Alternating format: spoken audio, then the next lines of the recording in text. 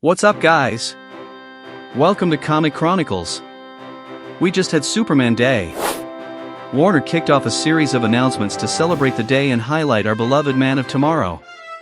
A brief behind-the-scenes clip from the Superman movie has been released, giving us details about James Gunn's production, along with some reveals like the look of Metamorpho, a bit more info on Hawkgirl's costume, and some quick shots from scenes in the movie. It's a pretty cool behind-the-scenes clip, and of course, we're gonna break down all the details, theories, and also take a look at how Superman Day went down. We'll check out everything that's been shared about the character, from art by comic artists to toys by McFarlane Toys. So come along with me as we dive into everything that happened on Superman Day, see all the cool stuff that came out about the greatest hero of all time, and at the same time, hype up the movie even more.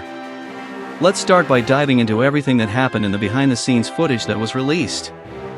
One thing worth noting right off the bat is that we didn't see chroma key in the various shots that were shown. Of course, there were definitely moments where CGI was needed, but notice how much more practical effects were present, not to mention the real sets, like that one being filmed in the snow. It really is just like James Gunn said, they filmed with the actor in the snow, and it looks amazing.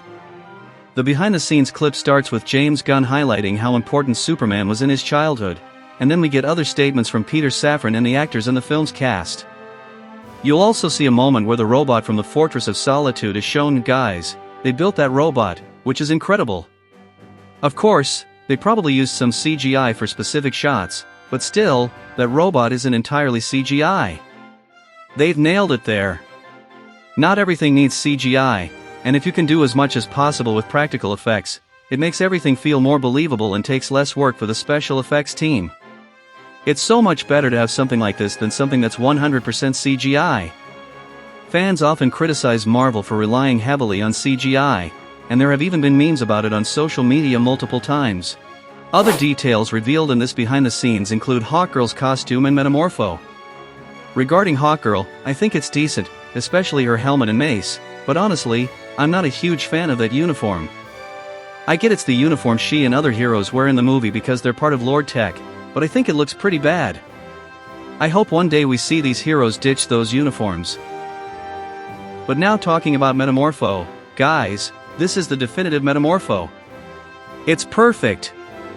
On his first live-action appearance, Metamorpho is looking 100% faithful to the comics. It's just stunning. And the best part is, just like I said about it not being CGI, in this case, it's pure makeup. The look of Metamorpho is sensational. On top of all this, we also have a few quick shots showing the Daily Planet, which also looks great. I really like the aesthetic.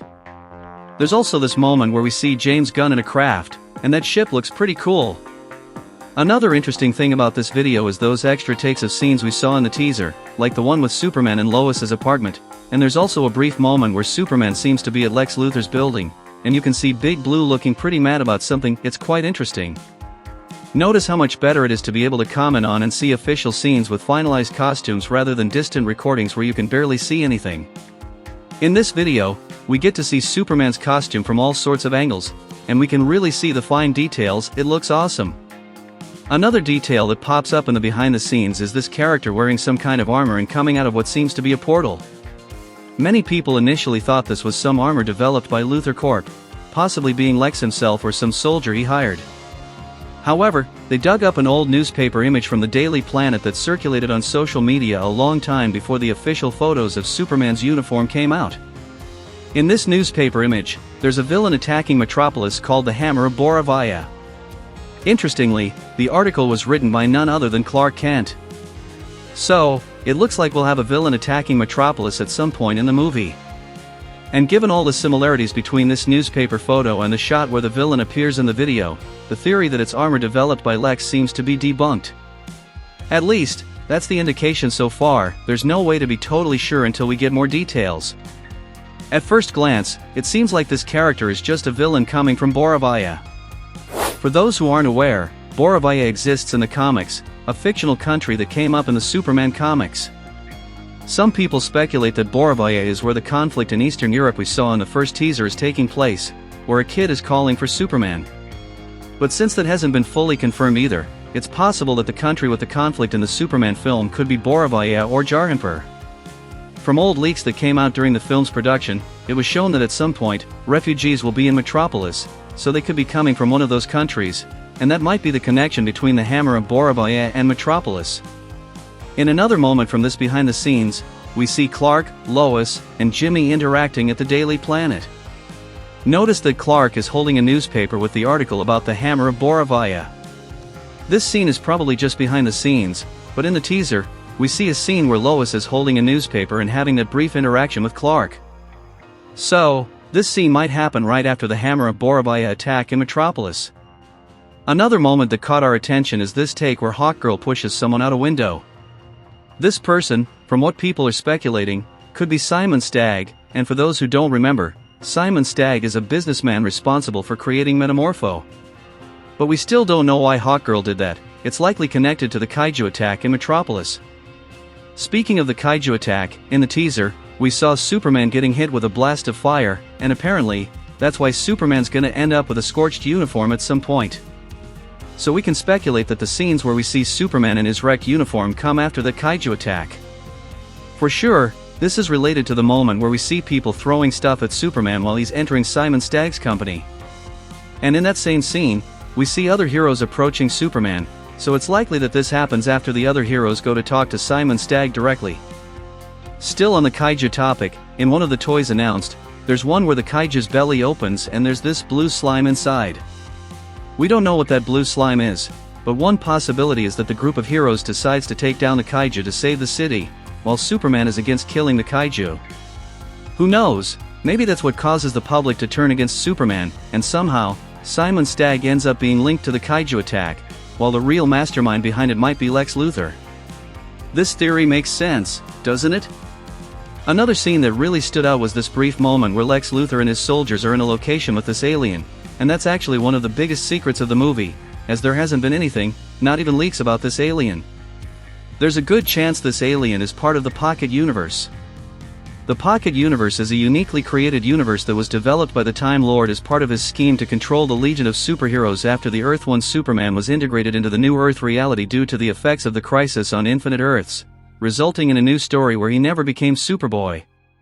James Gunn revealed at CinemaCon that the Pocket Universe will appear, so it makes sense to think of this as a prison, and at some point, Superman himself is going to end up being imprisoned. So yeah, this behind the scenes is pretty cool, and even though it wasn't a trailer, I still liked it a lot, and it has me feeling pretty pumped up. Warner and DC Studios did a great job with this release. Now it's time to check out everything else that went down on Superman Day. First up, we'll look at the series of variant covers DC announced they'll be releasing in comics from May to July. There are 7 variant covers, and they're stunning, drawn by some amazing DC talents. Starting with Dan Jurgens' art, we've got a great piece of Superman, with the Fortress of Solitude in the background, and the robots that are also in the fortress and appeared in the recently released clip. Among the robots, the big standouts are number 4 and number 12, since they were featured in the broadcasted scene. It's a beautiful piece of art. Right after that, we have this art of Superman with Lois, done by Jerry Ordway. I really love this art, and it gives us more details, including the entrance door to the Daily Planet, complete with the globe on top, and of course, Lois Lane in her classic colors. Next up is art by Jorge Jimenez, one of the top artists at DC right now. He created a piece based on another art he made, with Superman sitting on a cloud, but this time, he's brought our beloved Kal-El back sitting on a cloud, at a slightly different angle, but the concept is pretty much the same, except this time we have David Corenswet in his uniform.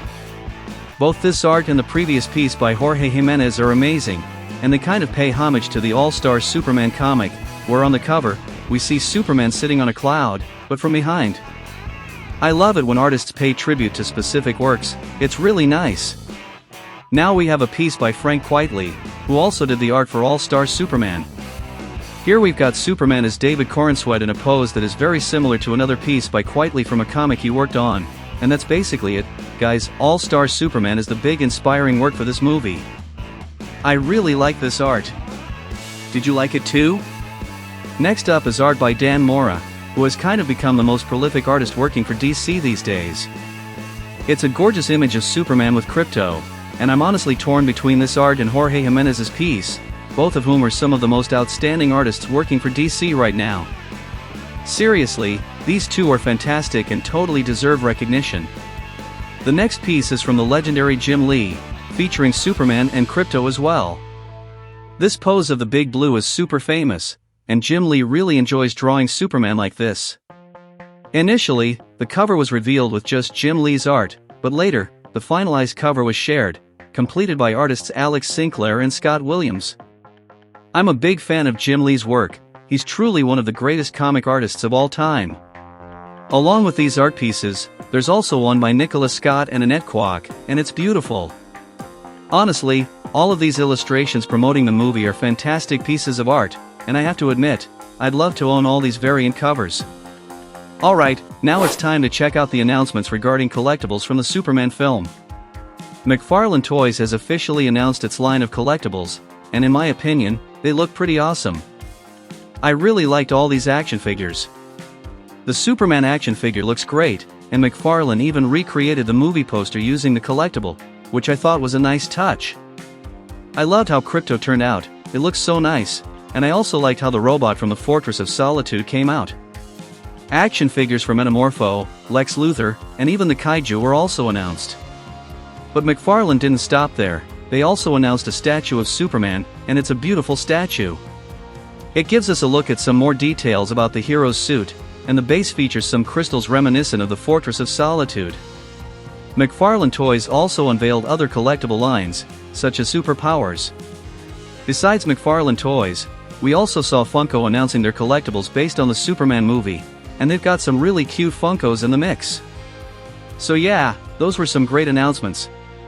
Of course, these are just a few of the many items and collectibles from the movie, but I wanted to focus in this video on what was announced on Superman Day. To wrap things up, there was also a photo of the film's cast wearing shirts with the Superman logo, and even actor Ulrich Thompson posted a video wearing the shirt, and check it out, notice the hair and mustache of the actor, it really looks a lot like Sinestro. So yeah, in my opinion, it was a great Superman Day. Sure, there wasn't a trailer, but like James Gunn said a few days ago, there wouldn't be a trailer, so I think for anyone who didn't raise their expectations too high, they enjoyed the Superman Day. But guys, that's just my opinion. Please, let me know your thoughts down below. Did you enjoy Superman Day? Did you like the behind the scenes? Did you dig any collectibles or variant covers that were revealed on that day? Write in the comments, and don't forget to give us a super like, your super subscription, and hit that bell. We're tracking everything coming out about the Superman movie in this new universe from James Gunn, and if you don't want to miss out on any news, you need to be subscribed to stay updated.